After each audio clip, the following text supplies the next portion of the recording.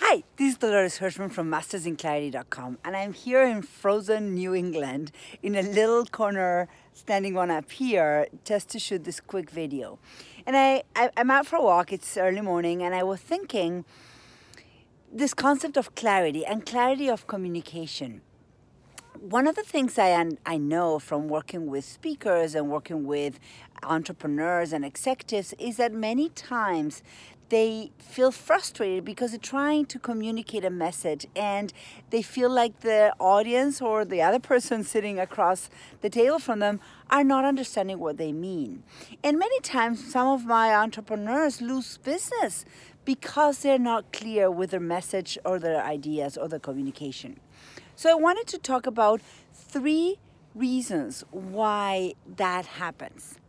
Reason number 1, many times we feel like we need to hide behind big words, behind big concepts, behind jargon or industry language, terminology that might not really help us communicate our idea or our messages.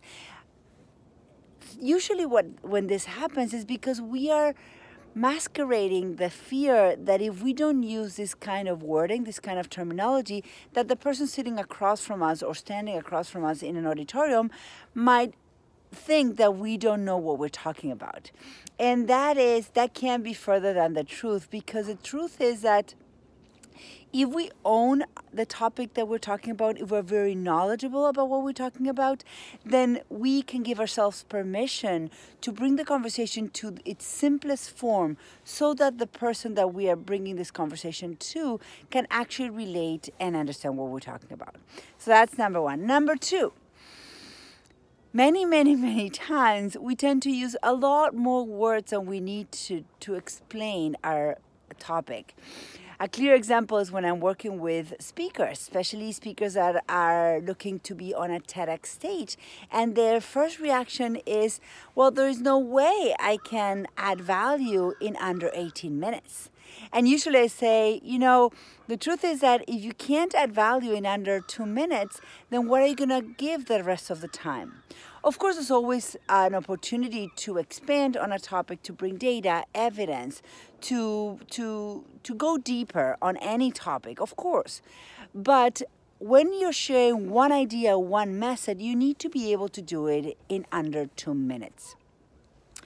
Reason number 3 that people sometimes don't communicate effectively is that they're not really clear themselves.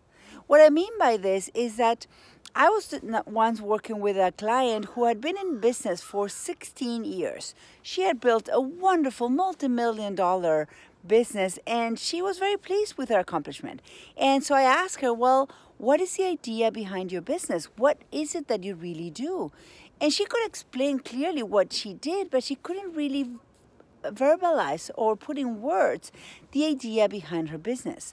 And it was through the process of exploring, well, what is it that is making all this doing come together? There's really a glue to everything that we do, and that is your idea, right?